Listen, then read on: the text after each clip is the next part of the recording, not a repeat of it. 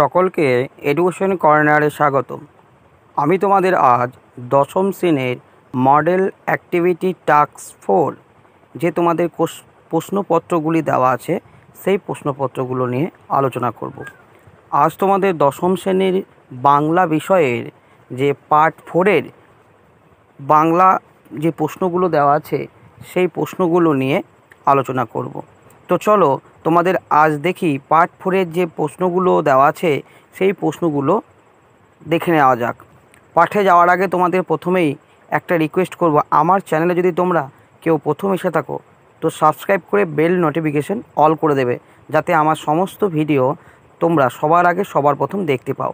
এবং তোমাদের কাছে একটা রিকোয়েস্ট থাকবে, এই ভিডিওটা দেখার পর যদি তোমাদের ভালো লেগে থাকে তাহলে একটা লাইক করবে, যদি খারাপ লাগে তাহলে ডিসলাইক করে দেবে এবং তোমাদের একটা মূল্যবান কমেন্ট করবে যে ভিডিও সম্পর্কে তোমাদের ধারণা কী।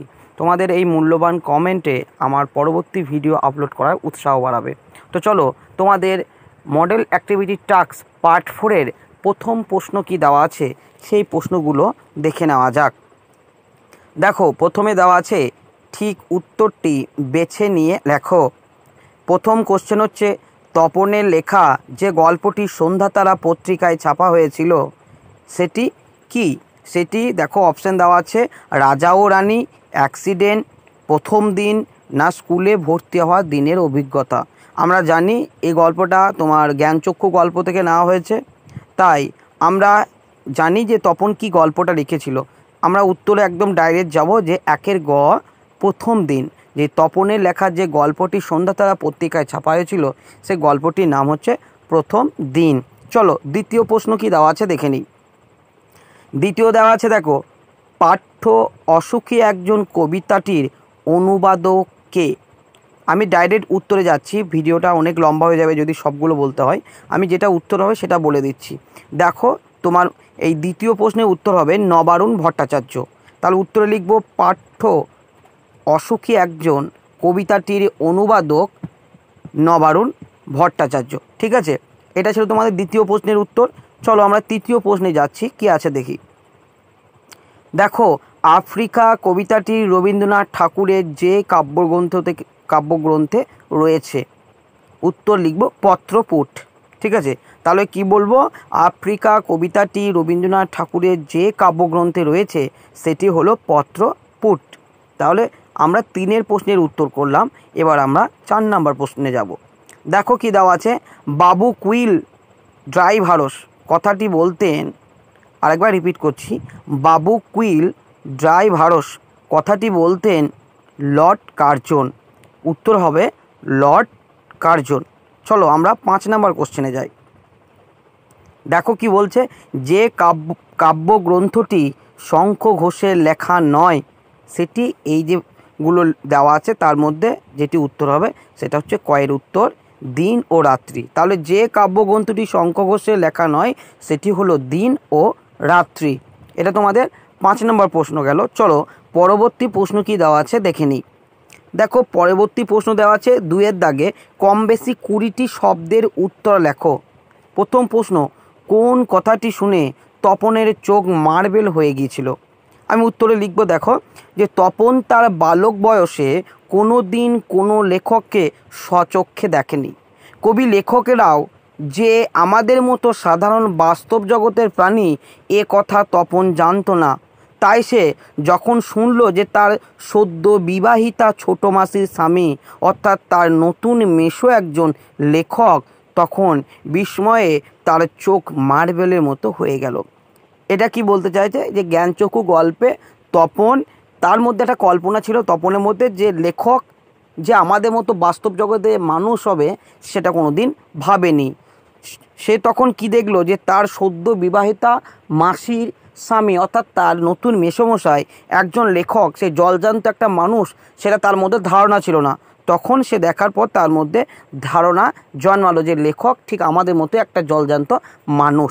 সেই জন্য সেটা দেখার পর তার চোখ মার্বেলের মতো গোল হয়ে গেল। ঠিক আছে, তাহলে তোমাদের এটা 2-এর 1-এর প্রশ্নের উত্তর গেল। চলো আমরা দ্বিতীয় প্রশ্ন কি দেওয়া আছে দেখি।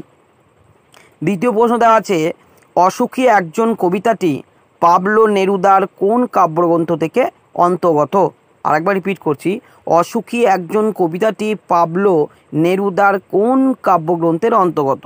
তাই লিখব অসুখী একজন কবিতাটি পাবলো নেরুদার এক্সট্রাভাজরিয়া কাব্যগ্রন্থের অন্তর্গত।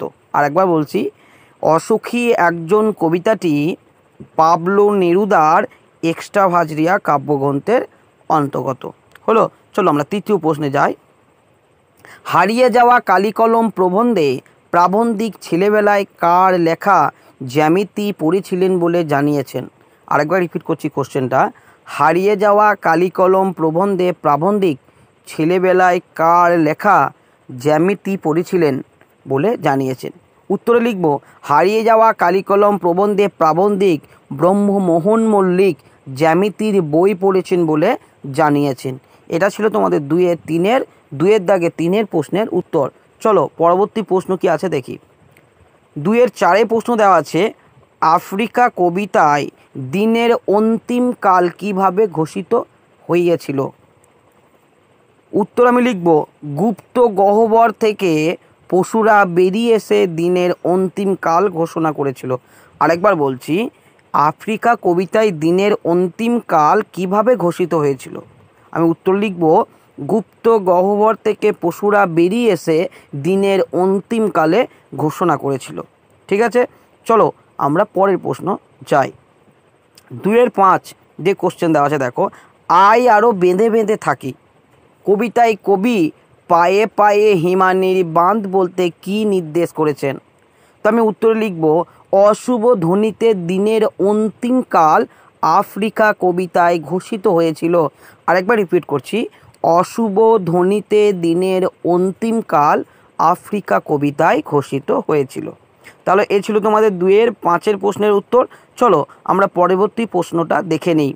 3-এর দাগের প্রশ্ন, প্রসঙ্গ নির্দেশ সহ কম বেশি 60টি শব্দের মধ্যে উত্তর লিখতে হবে। যে প্রশ্নটা দেওয়া আছে প্রসঙ্গ নির্দেশ সহ আমাকে মিনিমাম 60টি শব্দ নিয়ে লিখতে হবে। কি বলছে দেখো প্রথম কোশ্চেন, ওর হবে বক্তাকে কেন তার এমন মনে হয়েছে? কোশ্চেনটা আরেকবার রিপিট করছি, ওর হবে বক্তাকে কেন তার এমন মনে হয়েছে? আমি উত্তরে লিখব, আশাপূর্ণা দেবী রচিত জ্ঞানচক্ষু গল্পে উদ্ধৃত উক্তিটির বক্তা হলেন তপনের ছোট মেসোমশাই। গল্পের প্রধান চরিত্র তপন ছোট বয়স থেকেই সে গল্প লিখতে খুব ভালোবাসে। তপনের বয়সের ছেলেমেয়েরা যেসব গল্প লিখতে পারে, যেমন রাজা রানীর গল্প, খুন জখমের গল্প লিখতে পারে যেমন প্রভৃতি, কিন্তু তখন তাদের ব্যতিক্রম। তপন লিখে ফেলল তার স্কুলে ভর্তি হওয়ার প্রথম দিনের অভিজ্ঞতা ও তার অনুভূতি। লেখক মেসর এই ব্যাপারটি বড়ই ভালো লাগে এবং তারপরেই তিনি আলোচ্য উক্তিটি করে বসেন যে কি বলেন, ওর হবে। তাহলে এখানে বক্তা হচ্ছেন তপনের সদ্য বিবাহিতা মাসির স্বামী, অর্থাৎ তপনের নতুন মেসোমশাই। যে ছোটরা বা বাচ্চারা যেরকম গল্প লেখে, রাজা রানী, খুন জখম, এইসব গল্প লেখেন, কিন্তু তপনের গল্পটা ছিল একটু ভিন্ন ধরনের, একটু অন্য রকম স্বাদের। সেই গল্পটা একমাত্র যে লেখক সেই ধরতে পারে। এখানে তার নতুন মেসোমশাই যখন দেখলো তপন তার স্কুলের ভর্তি হওয়ার যে অভিজ্ঞতা প্রথম দিন, সেই গল্পটার একটা পার্শ্বরিক চরিত্র কিন্তু লিখেছিল তপন।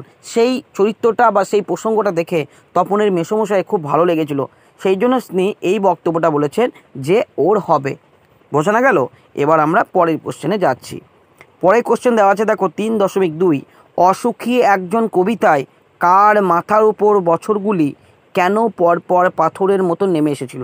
আরেকবার রিপিট করছি, অসুখী একজন কবিতায় কার মাথার উপর বছরগুলি কেন পরপর পাথরের মতো নেমে এসেছিল? আমি উত্তর লিখব, কবি অপেক্ষায় দাঁড়িয়ে থাকা সেই মেয়েটি মাথায় বছরগুলো পর পর পাথরের মতো নেমে এসেছিল, কারণ কবি তার প্রেমিকাকে জানাননি যে তিনি কখনোই আর ফিরে আসবেন না। কিন্তু জীবন তো আর থেমে থাকেনি। বৃষ্টিতে কবির পায়ের দাগ মুছে গেছে এবং ঘাস জন্মেছে রাস্তায়, এবং আস্তে আস্তে বছরগুলো পাথরের মতো হয়ে নেমে আসছিল। তাহলে 3.2 প্রশ্নের উত্তর আমরা করলাম অসুখী একজন কবিতা থেকে এই প্রশ্নটা দেওয়া আছে। আমি পরের প্রশ্নতে যাচ্ছি। 3.3 কি প্রশ্ন? আমরা ভিখারি 12 মাস, আয় আরও বেঁধে বেঁধে থাকি কবিতায় কবির এমন মন্তব্যের কারণ বিশ্লেষণ করো। কি লিখবো উত্তরে? আয় আরও বেঁধে বেঁধে থাকি কবিতাটিতে শঙ্খ ঘোষ আমরা ভিখারি 12 মাস বলতে কবি মানুষের দৈন্য দশার কথা তুলে ধরেছেন। কবি বোঝাতে চেয়েছেন মানুষ নানা প্রতিকূলতা, যুগ যন্ত্রণার ক্ষত নিয়ে বেঁচে আছেন। এ মানুষগুলি প্রকৃত ইতিহাস এর প্রতিফলন হয়নি। সেই মানুষগুলি নিঃস্রূপ ও বহির্বিশ্ব থেকে বিচ্ছিন্ন। তাই কবি আলোচ্য লাইনটিতে অবহেলিত মানুষের কথা তুলে ধরেছেন। ঠিক আছে, এই ছিল তোমাদের আয় আরও বেঁধে বেঁধে থাকি যে কোশ্চেন 3.3-এর সেই কোশ্চেনের উত্তর। চলো আমরা 3.4 বা পরবর্তী প্রশ্ন কি দেওয়া আছে সেটা একবার দেখে নিই। দেখো কি বলছে, উদ্ভ্রান্ত আদিম যুগের কথা আফ্রিকা কবিতায় কিভাবে উল্লিখিত হয়েছে। কি লিখব? আদিম যুগের মহাবিশ্ব তথা আমাদের পৃথিবী ছিল অশান্ত, ধীরে ধীরে তা শান্ত হয়। কি বলছে? আদিম যুগে মহাবিশ্ব তথা আমাদের পৃথিবী ছিল অশান্ত, ধীরে ধীরে তা শান্ত হয়। সে সময়ে সবকটি মহাদেশ ছিল একই ভূখণ্ডের অন্তর্গত। এরপর বিভিন্ন মহাদেশ তাদের মূল ভূখণ্ড থেকে আলাদা হয়ে যায় এবং সশস্ত্র মহাদেশ হিসেবে আত্মপ্রকাশ করে। এই বারবার রদবদলে স্রষ্টা যখন নিজের সৃষ্টির প্রতি অসন্তোষ, তখন স্রষ্টা বারবার তার সৃষ্টিগুলিকে বিধ্বস্ত করেছিল। ঠিক আছে, তাহলে তোমাদের 3.4 প্রশ্নের উত্তর করলাম। চলো আমরা পরবর্তী প্রশ্ন কি আছে আমরা একবার দেখে নিই। 3.5 প্রশ্নের উত্তর, আমি যেখানে কাজ করি সেটা লেখালেখির আপিস। সেই আপিসের চিত্র লেখক কিভাবে উপস্থাপিত করেছেন। আমি কোশ্চেনটা আরেকবার রিপিট করছি। আমি যেখানে কাজ করি সেটা লেখালেখির আপিস। সেই আপিসের চিত্র লেখক কিভাবে উপস্থাপিত করেছেন। প্রাবন্ধিক, আমি উত্তর বলছি, প্রাবন্ধিক শ্রীপান্থ জানিয়েছেন তিনি লেখালেখির অফিসে কাজ করেন, কিন্তু কারোনা হাতে কলম নেই, সকলেই বসে থাকে এক চৈক্য আয়নার মতো কম্পিউটারের দিকে। কিবোর্ড দিয়ে প্রতিটি অক্ষর অনায়াসে লিখে ফেলেন। অফিসে কবি ছাড়া আর কেউ তেমন কলম ব্যবহার করে না। কবির অফিসের প্রত্যেকেই লেখক, কিন্তু তাদের হাতে কলম নেই। আরেকবার বলছি, প্রাবন্ধিক শ্রীপান্থ জানিয়েছেন তিনি লেখালেখির অফিসে কাজ করেন, কিন্তু সেই কারো না কারো হাতে কিন্তু কোনো কলম নেই। সকলেই বসে আছে এক চৌকো আয়নার মতো কম্পিউটারের দিকে। কিবোর্ড দিয়ে প্রতিটি অক্ষর অনায়াসে লিখে ফেললেন এবং অফিসে কবি ছাড়া আর কেউই সেভাবে কলম ব্যবহার করে না। কবির অফিসের প্রত্যেককেই লেখক, কিন্তু তাদের হাতে কলম নেই। এই ছিল তোমাদের 3.5 মানে 3.5 অর্থাৎ এই 5 নাম্বার 3.5 নাম্বার যে প্রশ্ন সেই প্রশ্নের উত্তরগুলো করা হলো। চলো পরবর্তী প্রশ্ন দেখি। 4 পৃথিবীতে এমন অলৌকিক ঘটনাও ঘটে। কোন ঘটনাকে অলৌকিক আখ্যা দেওয়া হয়েছে? সেই ঘটনার প্রতিক্রিয়া কি হয়েছিল? জ্ঞানচক্ষু গল্প অনুসরণে বুঝিয়ে দাও। আরেকবার বলছি, পৃথিবীতে এমন অলৌকিক ঘটনাও ঘটে। কোন ঘটনাকে অলৌকিক আখ্যা দেওয়া হয়েছে? সেই ঘটনার প্রতিক্রিয়ায় কি হয়েছিল? জ্ঞানচক্ষু গল্প অনুসরণে বুঝিয়ে দাও। আশাপূর্ণা দেবীর লেখা জ্ঞানচক্ষু গল্পে তপন তার লেখক মেশোকে দেখে অনুপ্রাণিত হয়ে একটি গল্প লিখেছেন। মেশো গল্পটি পড়ে লেখার প্রশংসা করেন এবং গল্পটি তপনের লেখা গল্প একটি পত্রিকায় ছেপে বের হবে এরকম চমকপ্রদ ঘটনাটি তপনের কাছে অলৌকিক বলে মনে হয়েছিল। তপন একজন অল্প বয়স্ক কিশোর। লেখকরা যে সাধারণ পৃথিবীর মানুষ তা সে বিশ্বাস করত না। তার লেখক মেশোকে স্বচক্ষে দেখে তপনের ভ্রান্ত ধারণাটি চলে যায়। তারপর সে নিজেও গল্প লেখার উৎসাহ পায়। তিনি 3 তলার সিঁড়ি ঘরে বসে সে একটা আস্ত গল্প লিখে ফেললেন। গল্পটি পড়ে তপনের মেশো লেখার প্রশংসা লিখে ফেলল। গল্পটি পড়ে তপনের মেশো লেখার প্রশংসা লিখে ফেলেন এবং প্রশংসা করেন এবং নিজের থেকে গল্পটা নিয়ে যান। অবশেষে সন্ধ্যাতারা পত্রিকায় গল্প ছেপে বের হয়। এই ঘটনাটি ছিল তপনের কাছে একটি অলৌকিক ঘটনা। ঠিক আছে, তাহলে তোমাদের 4-এর 1-এর প্রশ্নের উত্তর আমরা করলাম। চলো আমরা পরবর্তী প্রশ্ন দেখি। 4.2 কি দেওয়া আছে দেখো প্রশ্ন, আয় আরও বেঁধে বেঁধে থাকি কোন কাব্যগ্রন্থের অন্তর্গত কবিতা? কবিতায় এই আহ্বান ধ্বনিত হয়েছে কেন? আরেকবার রিপিট করছি কোশ্চেনটা, আয় আরও বেঁধে বেঁধে থাকি কোন কাব্যগ্রন্থে অন্তর্গত কবিতাটি? কবিতায় এই আহ্বান ধ্বনিত হয়েছে কেন? আমি উত্তরে লিখব, আয় আরও বেঁধে বেঁধে থাকি কবিতাটি সমসাময়িক কালের অন্যতম শ্রেষ্ঠ কবি শঙ্খ ঘোষের জলই পাষাণ হয়ে আছে কাব্য সংকলন থেকে গৃহীত হয়েছে। আলোচ্য কবিতার প্রেক্ষাপটে রয়েছে যুদ্ধ বিধ্বস্ত অসহায় মানুষের জীবন সংগ্রামের কথা। বিপদ তাদেরকে ঘিরে ফেলেছে, তাদের বাঁয়ে গিরিখাত, ডান দিকে ধস, মাথায় বোমারু বিমান এবং পথ চলতে বাধার সৃষ্টি করে হিমানির বাঁধ। এহেন বিপর্যয়ের বেঁচে আছে না মরে গেছে, এই রকম বিপদ সংকলন পরিস্থিতিতে যা করা উচিত এরাও তাই করেছে। যে কজন বেঁচে আছে তারা দিনে কারো মাথা গোঁজার জায়গা নেই, কারণ যুদ্ধের ফলে তাদের ঘরে ছাউনি সহ উড়ে গেছে। চারিদিকে ছড়িয়ে ছিটিয়ে থাকা শিশুদের সব দেখে তারা ভাবে যে হয়তো তারাও এবার মরে যাবে। বাঁচার শেষ ইচ্ছাটুকু নিয়ে অসহায় মানুষজন একে অপরের হাত ধরে। বিশেষ পরিচিতিহীন এইসব মানুষ ইতিহাসে ব্রাত্য, এদের কথা ভাববার মতো কেউ নেই। আবার চারিদিকে মৃত্যুর ছায়া দেখে এরা বুঝে উঠতে পারে না যে পৃথিবী আদৌ যা করা উচিত এরাও তাই করেছে। যে কজন বেঁচে আছে তারা একে অপরের হাত ধরে সংঘবদ্ধভাবে বাঁচার শপথ নেই।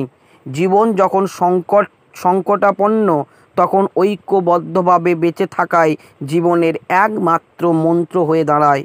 আলোচ্য কবিতাতেও দুবার সেই কথার পুনরাবৃত্তি ঘটেছে, আয় আরও বেঁধে বেঁধে থাকি। অতএব বিষয়বস্তুর সঙ্গে সামঞ্জস্য রেখে এই কবিতায় নামকরণ সার্থকতা হয়েছে, এ কথা নিঃসন্দেহে বলা যায়।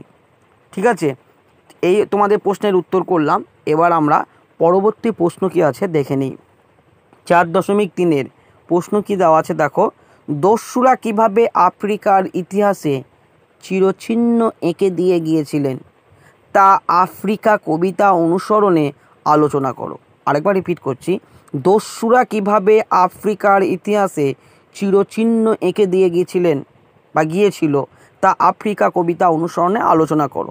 আমি উত্তরে লিখব, রবীন্দ্রনাথ ঠাকুরের লেখা আফ্রিকা কবিতার যে তথাকথিত সভ্য ইউরোপীয় দেশগুলো আফ্রিকাকে জাতির উদ্দেশ্যে আক্রমণ করেছিল তার উদ্দেশ্য আলোচ্য লাইনটি। আদিম আফ্রিকার ইতিহাসকে অপমানিত বলা হয়েছে। চিরচিহ্ন এর ঘটনা সাম্রাজ্যবাদী ইউরোপীয় শক্তির আফ্রিকার মানুষকে কৃতদাসে পরিণত করেছিল। ক্ষমতালোভী দল নির্মম অত্যাচার চালাতো আফ্রিকার আদিম মানুষদের উপর। সেই সব তথাকথিত সভ্য মানুষদের বর্বরতা আর অমানসিক অত্যাচারে ক্ষতবিক্ষত হলে আফ্রিকার মানুষ। তাদের রক্ত আর চোখের জলে কর্দমাক্ত হলো আফ্রিকার মাটি। সাম্রাজ্যবাদী দস্যুদের কাটা মারা ও জুতোটার নিচে সেই বীভৎস কাদার পিণ্ড চিরচিহ্ন রূপে কালো ছাপ ফেলে রাখাল আফ্রিকার অপমানিত ইতিহাসে। তাহলে এই ছিল তোমাদের 4.3-এর প্রশ্নের উত্তর। চলো পরবর্তী প্রশ্ন কি দেওয়া আছে আমরা দেখি। 4.4-এর প্রশ্ন দেওয়া আছে দেখো, জন্ম নিল ফাউন্টেন পেন, হারিয়ে যাওয়া কালিকলম রচনা অবলম্বে ফাউন্টেন পেনের জন্ম বৃত্তান্ত আলোচনা করো। আরেকবার কোশ্চেনটা রিপিট করছি, জন্ম নিল ফাউন্টেন পেন, হারিয়ে যাওয়া কালিকলম রচনা অবলম্বনে ফাউন্টেন পেনের জন্ম বৃত্তান্ত আলোচনা করো। উত্তরে লিখব, প্রথম পয়েন্ট করব, ফাউন্টেন পেনের বাংলা নাম কি? ফাউন্টেন পেনের বাংলা নাম হচ্ছে ঝর্ণা কলম। বাংলা নামকরণ কি? শ্রীপান্ত রচিত হারিয়ে যাওয়া কালি কলম নামটি সম্ভবত রবীন্দ্রনাথ ঠাকুরের দেওয়া বলে উল্লেখ করা হয়েছে। জন্ম বা ইতিহাস পয়েন্ট করব কি? পণ্ডিতদের মতে কলমের দুনিয়ায় সত্যিকারের বিপ্লব ঘটিয়েছে ফাউন্টেন পেন, কিন্তু এর জন্ম ইতিহাসটি বেশ চমকপ্রদ। আবিষ্কারক লুইস অ্যাডসন ওয়াটারম্যান তিনি এই নতুন ধরনের কলম তৈরি করে অফুরন্ত কালির ফোয়ারা খুলে দিয়েছিলেন। চলো পরবর্তী স্ট্যাঞ্জা কি দেওয়া আছে দেখি। চুক্তিপত্র সই পয়েন্ট করব। সেকালের আরও অনেক ব্যবসায়ীর মতো তিনিও দোয়াত কলম নিয়ে কাজে বের হতেন। একবার তিনি গিয়েছেন আর একজন ব্যবসায়ীর সঙ্গে চুক্তিপত্র সই করতে। দলিল কিছুটা লেখা হয়েছে, এমন সময় দোয়াত হঠাৎ উপুর কাগজে পড়ে গেল। ফলে বাধ্য হয়ে তিনি ছুটলেন কালির সন্ধানে। ফিরে এসে শোনেন ইতিমধ্যে অন্য একজন তৎপর ব্যবসায়ী সইসাবুদ শেষ করে চুক্তিপত্র পাকা করে গেছেন। নেক্সট পয়েন্ট করব, প্রতিজ্ঞাবদ্ধ হওয়া। এই ঘটনায় বিমর্ষ ওয়াটারম্যান মনে মনে প্রতিজ্ঞা করলেন এর একটা বিহিত করতেই হবে, অর্থাৎ এমন একটা পদ্ধতির খোঁজ করতে হবে যেখানে কলমের সঙ্গে কালির দোয়াত নিয়ে ঘুরতে হবে না। তারপরেই আবিষ্কার করলেন ফাউন্টেন পেন। এরপর পরের পয়েন্ট কী দেওয়া আছে দেখি। নবযুগের প্রতিষ্ঠা। দোয়াতের যুগের অবসান ঘটিয়ে কালক্রমে এই ফাউন্টেন পেন লেখালেখি বা নবযুগের প্রতিষ্ঠা ঘটালো। চলো পরবর্তী স্টেপ কী আছে দেখি। পরবর্তী আমরা আগের প্রশ্নটা ওখানেই শেষ করলাম। এরপর আমরা 4.5 আমরা প্রশ্নটা নিয়ে আলোচনা করব। তারপর যুদ্ধ এলো। কিসের মতো যুদ্ধ এলো? তার কি পরিণত ঘটলো? আমি উত্তরে লিখব, তারপর কথাটির অর্থ পাবলো নেরুদার অসুখী একজন কবিতায় কবি বিপ্লবের আহ্বানের ঘর ছেড়েছিলেন। কবির প্রিয়তমা অপেক্ষা করেছিলেন যে একদিন কবি ফিরে আসবেন, কিন্তু অপেক্ষার প্রহর শেষ হয় না। বৃষ্টির জলে একসময় ধুয়ে যায় কবির পায়ের ছাপ, রাস্তা ঢেকে যায় ঘাসে। বছরের পর বছর এভাবে কেটে যাওয়ার পর একসময় যুদ্ধ শুরু হয়। তারপর কথাটির দ্বারা এই যুদ্ধ শুরুর সময়টিকেই বোঝানো হয়েছে যে তারপর যুদ্ধ এলো। কিসের মতো যুদ্ধ এলো? ঠিক আছে, তো চলো পরের প্রশ্ন কী দেওয়া আছে দেখি। যুদ্ধের প্রভাব। এই আগের প্রশ্নের আমাদের পয়েন্ট করতে হবে যুদ্ধের প্রভাব। যখন যুদ্ধ শুরু হয় সে যুদ্ধ আসে রক্তের এক আগ্নেয় পাহাড়ের মতো। শিশুরাও সে হত্যালীলা থেকে রেহাই পায় না। মানুষের বস্তি ধ্বংস হয়, আগুন লেগে যায় সমতলে। যেসব দেবতারা মন্দিরের ধ্যানমগ্ন ছিল হাজার হাজার বছর ধরে, তারা উল্টে গিয়ে টুকরো টুকরো হয়ে যায়, অর্থাৎ ধ্বংস আর বিশ্বাসের ফাটল ঘটে একই সঙ্গে। কবির ফেলে আসা এই প্রিয় বাড়ি বারান্দা, গোলাপি গাছ, চিমনি, প্রাচীন জলতরঙ্গ ইত্যাদি যাবতীয় স্মৃতি যুদ্ধের তাণ্ডবে চূর্ণ বিচূর্ণ হয়ে যায়। শহর রূপান্তরিত হয় ধ্বংসের স্তূপে। কাঠকয়লা, দোমড়ানো লোহা, মৃত পাথরের মূর্তির বিভৎস মাথা যেন ধ্বংসের প্রতীক হয়ে উঁকি দেয়। আর রক্তের কালো দাগ হলো সেই হত্যালীলা ও ধ্বংসস্তূপের প্রমাণস্বরূপ। এইভাবেই যুদ্ধ আসে সর্বগ্রাসী চরিত্র নিয়ে। ঠিক আছে, তাহলে তোমাদের এই প্রশ্ন কমপ্লিট হলো। তো চলো আমরা পরের প্রশ্ন কি আমরা দেখব। দেখো সঙ্গে পরপর এই যুদ্ধের প্রভাবটা রিপিট হয়েছে, একটা করলে হবে, যেটা আমি করে নিয়েছি। ঠিক আছে, এটা ডবল তোমার রিপিট করা আছে বলে এটা সামনে এসছে, তোমরা এটা করবে না। যুদ্ধের প্রভাব যেটা আমি প্রথমে বললাম ব্যাখ্যা করে বলে দিচ্ছি, ওই প্রশ্নটা উত্তর তোমরা করে নেবে। ঠিক আছে, এবার চলো 5 দাগের প্রশ্ন কি দেওয়া আছে দেখো। 5 দাগের প্রশ্ন দেওয়া আছে নির্দেশ অনুযায়ী উত্তর দাও। 5.1 অনুসর্গ হলো এক প্রকার কি? অব্যয় পদ। আমি ডাইরেক্ট উত্তর বলছি যে নির্দেশক অনুযায়ী উত্তর কি? অনুসর্গ হলো এক প্রকার অব্যয় পদ। একদম ঘয়ের উত্তরটা হবে। 2 কোশ্চেন কি? 5.2 বিভক্ত কখনোই লুপ্ত হয় না কোন কারকে? কর্মকারকে। কয়ের উত্তর হবে কর্মকারকে। ঠিক আছে, চলো পরবর্তী প্রশ্ন কি? 5.3 নির্দেশকের একটি উদাহরণ হলো ঘয়ের উত্তর গুলি, গয়হস্যু লয়সী। নির্দেশক করে বোঝায় যেটা, সেটা হচ্ছে গুলি। ঠিক আছে, পরের প্রশ্ন দেখো, লাস্ট কোশ্চেন 6 নাম্বারের বঙ্গানুবাদ করো। ইংরেজিতে যেটা আছে সেটা আমাদেরকে বাংলায় বঙ্গানুবাদ করতে হবে। কিছু সেন্টেন্স উল্লেখ আছে, সেই সেন্টেন্সগুলোর বাংলা অর্থ বা মানে কী হবে সেগুলো আমাদেরকে লিখতে হবে। কি বলছে দেখো, home is the first school where the child learn his first lesson. আমি আরেকবার বলছি ইংরেজিটা, home is the first school where the child learn his first lesson. এটার বাংলা করলে কি দাঁড়ায়, গৃহ হলো ছাত্রছাত্রীদের প্রথম বিদ্যালয় যেখানে শিশুরা তাদের প্রাথমিক শিক্ষা গ্রহণ করে। আমি যদি কেটে কেটে করি তাহলে লিখব, home is the first school, গৃহ হলো ছাত্রছাত্রীদের প্রথম বিদ্যালয়, where the child learn his first lesson, যেখানে শিশুরা তাদের প্রাথমিক শিক্ষা গ্রহণ করে। তারপর কি, he sees hears and begins to learn at home, শিশু দেখে, শোনে এবং সেখানেই তারা প্রথম শিক্ষা শুরু করে। তাহলে প্রথম হি সিজ, শিশু দেখে, here's and begin to learn at home, এবং শোনে এবং সেখানেই তার প্রথম শিক্ষা শুরু করে। It is home that builds his character, গৃহ হলো এমন এক স্থান যেখানে শিশুদের চরিত্র গঠন হয়।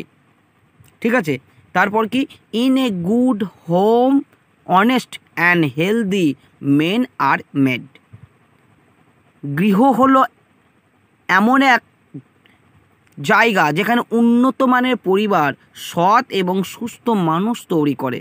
কি লিখব, in a good home honest and healthy men are made, উন্নত মানের পরিবার সৎ এবং সুস্থ মানুষ কিন্তু তৈরি করে এই গৃহ।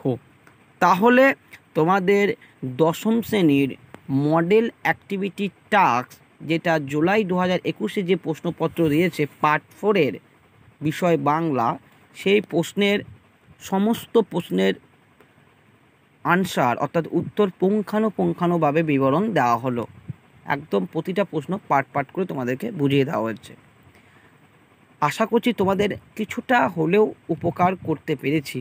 যদি তোমাদের মনে হয় যে না, এই ভিডিওটা দেখে তোমাদের উপকার হয়েছে, একটা লাইক করে কমেন্ট করবে ভিডিওটা কেমন লেগেছে, কারণ তোমাদের মূল্যবান লাইকে বা কমেন্টে আমার পরবর্তী ভিডিও কিন্তু আপলোড করতে উৎসাহ বাড়াবে। তোমরা বাড়িতে তোমাদের এই প্রশ্নগুলো বিষয়ভিত্তিক খাতায় লিখে তোমরা স্কুলে যত্ন করে জমা করে দেবে। ভালো থাকবে, সুস্থ থাকবে এবং সাবধানে থাকবে।